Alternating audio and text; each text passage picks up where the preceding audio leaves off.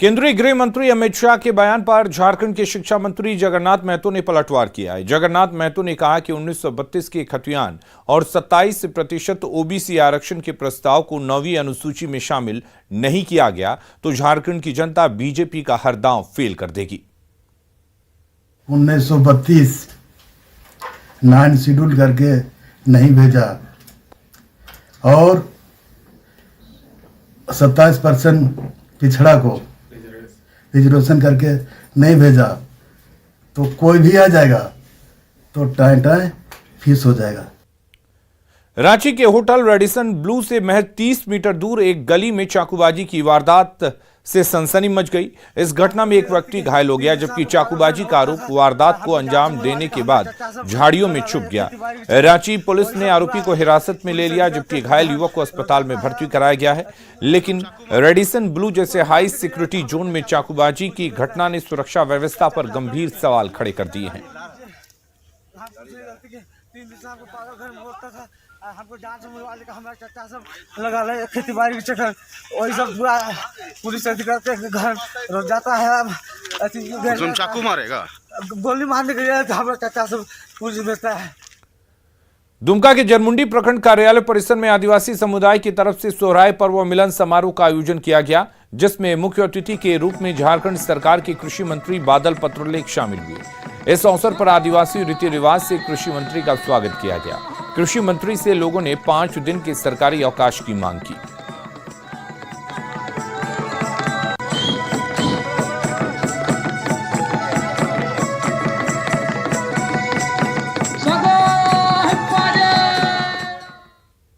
चूंकि 5 दिनों तक लोग सोहराय मनाते हैं, छुट्टी जो 1 दिन का सार्वजनिक अवकाश है उसको बढ़ाने का मांग रखा है। हमारे सम्मुख माननीय मुख्यमंत्री जी के सम्मुख हम लोग इस पर विवेचना कर रहे हैं, गंभीरता से सोच रहे हैं। झारखंड के सभी सिविल कोर्ट के वकीलों ने कार्य बहिष्कार किया। झारखंड स्टेट बार काउंसिल की अपील पर प्रदेश के हजारों वकील कोर्ट की कार्रवाई से दूर रहे। इसके चलते अदालतों में कामकाज पर असर पड़ा। कोर्ट फीस में वृद्धि रोकने और कोर्ट फीस संशोधन बिल वापस लेने के साथ साथ एडवोकेट प्रोटेक्शन एक्ट लागू करने की मांग जोर शोर से उठ रही है। इस मुद्दे पर कल अगली रणनीति तय करने के लिए स्टेट बार काउंसिल और डिस्ट्रिक्ट बार एसोसिएशन की मीटिंग होने वाली है।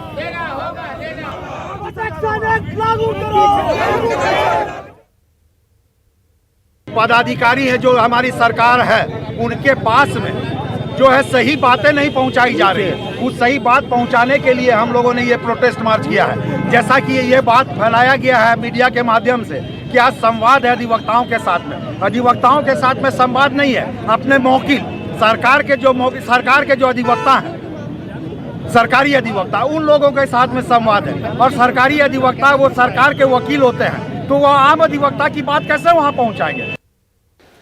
राज्य भर के सिविल कोर्ट के अधिवक्ता जो है वो अपनी मांगों को लेकर विरोध प्रदर्शन पे उतरे। बता दें जिसपे कोर्ट की कार्रवाई पर व्यापक असर देखने को मिल रहा है। बता दें कि 6 और 7 जनवरी को पूर्व निर्धारित दिन तय किया गया था जहां पर जितने भी अधिवक्ता हैं वो अपनी मांगों को लेकर सड़क पर उतर रहे। काउंसिलिंग की तरफ से कोर्ट फीस में बढ़ोतरी किए जाने और कोर्ट फीस संशोधन विधेयक वापस लिए जाने की मांग है। साथ ही एडवोकेट प्रोटेक्शन एक्ट भी लागू करने की मांग है। सामने आप देख रहे होंगे किस तरीके से कोर्ट में पूरा सन्नाटा पसरा हुआ है। और वहीं कल 8 जनवरी को झारखंड स्टेट बार काउंसिल और जिला एसोसिएशन के बीच बैठक है जहां पर आगे की रणनीति तय की जाएगी। रूपाली त्रिपाठी, न्यूज़ 18, रांची। गिरिडीह में लॉटरी का अवैध कारोबार खूब फल फूल रहा है। लॉटरी के झांसे में आकर सैकड़ों गरीब परिवार फंसे हुए हैं। लॉटरी खिलाने वालों के द्वारा लोगों को अधिक मुनाफा का लालच देकर फंसाया जाता है। लॉटरी के टिकट पर लिखा है स्टेट ऑफ नागालैंड लॉटरी, जिससे प्रतीत होता है कि नागालैंड में सरकार से लॉटरी को अवैध करार कर रखा है। लेकिन झारखंड में लॉटरी को लेकर सरकार का कोई आदेश नहीं है, बावजूद लोग धड़ल्ले से इसे खरीद रहे हैं। गिरिडीह से ज्यादा जानकारी दे रहे हैं संवाददाता एजाज अहमद। गिरिडीह शहर में लॉटरी का अवैध कारोबार लगातार फल फूल रहा है। आपको बता दें कि लॉटरी का इस कदर लोगों के प्रति दीवानगी है कि लोग अपने घर परिवार को दांव पर लगाकर इसे खेलने का काम कर रहे हैं। वहीं जो सट्टेबाज होते हैं लॉटरी में अधिक से अधिक मुनाफा देकर भोले भाले लोगों को फंसाने का काम कर रहे हैं। वहीं आपको बता दें कि तस्वीरों में आप साफ देख सकते हैं कि ये हम लॉटरी है जिसमें से लिखा हुआ है कि नागालैंड स्टेट लॉटरीज, और इस तरह के अवैध जो लॉटरी हैं दूसरे राज्यों के नामों का जिक्र करके यहाँ पर धंधेबाज बेचने में सफल हो रहे हैं और भोले भाले लोगों को मूर्ख बना रहे हैं और रुपये ऐंठने का काम कर रहे हैं, जिसके जद में गिरिडीह शहर के सैकड़ों लोग आ चुके हैं। किसी का 500 रुपये, किसी का 1000 रुपये, किसी का 10,000 रुपये, इस तरह करके लोग लोन पर ले करके सूद ब्याज पर उठा करके लॉटरी खेलने का काम कर रहे हैं और धंधेबाज लगातार भोले भाले लोगों को मूर्ख बना रहे हैं। और ये लॉटरी का धंधा लगातार गिरिडीह जिले में अवैध तरीके से फल फूल रहा है।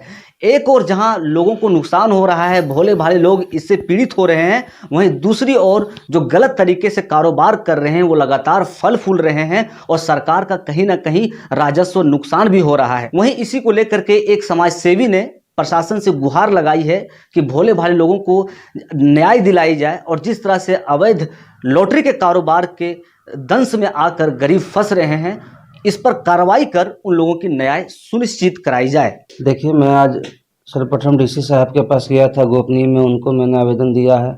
एसपी साहब से मैं मौखिक रूप से मिलकर उनको आवेदन दिया, डीएसपी 1 को आवेदन दिया है और अभी जाके थाना प्रभारी को आवेदन देने जा रहा हूं।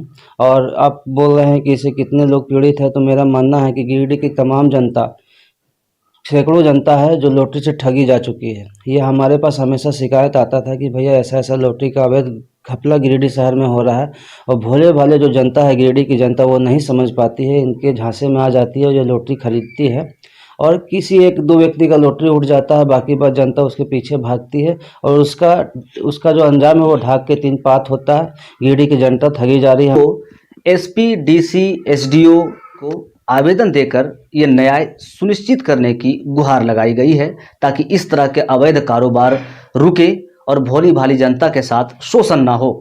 गिरिडीह से न्यूज़ 18 के लिए मैं एजाज अहमद। लोहरदगा के कोरगो जंगल में नक्सलियों के खिलाफ बड़ा अभियान चलाया गया, जिसमें पुलिस को बड़ी सफलता हाथ लगी है। पुलिस ने नक्सलियों के कब्जे से कई क्षेत्रों को मुक्त करवाया।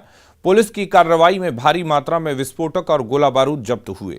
वहीं एक इनामी नक्सली भी ढेर हुआ। ऑपरेशन के सफल होने के बाद एसपी पूरे दल बल के साथ ग्रामीणों के बीच पहुंचे और ग्रामीणों का हाल जाना।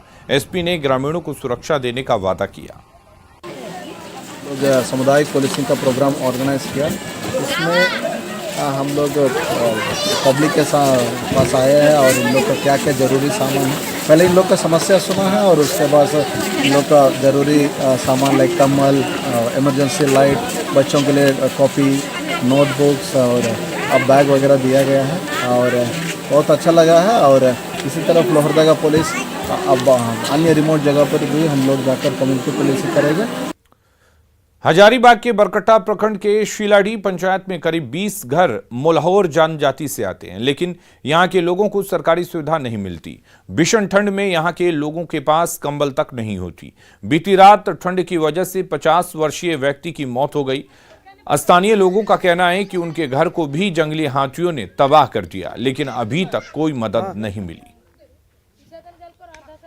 आज लगभग कल रात्रि मल्हौर एक ठंड से उसकी मृत्यु हो गई और उसमें ठंडे के कारण में सभी लोग अभी परेशान है। किसी का घर नहीं है, झोपड़ी है, प्लास्टिक लगा के सब रह रहा है। हमारा छोटा भाई था सर। क्या नाम है उसका? भुवनेश्वर नाम था, भुवनेश्वर मल्हार। कैसे मरा बताइए पूरा। वो शीतलहरी ठंड से उसको मर गया। नहीं मिलता है, न चावल वावल मिलता है, न यार कुछ मिलता है। खाली गरीब आदमी ऐसे कचरा उचरा बीच के कभी कभी खाते हैं। पारसनाथ मामले में केंद्र सरकार ने इसकी पवित्रता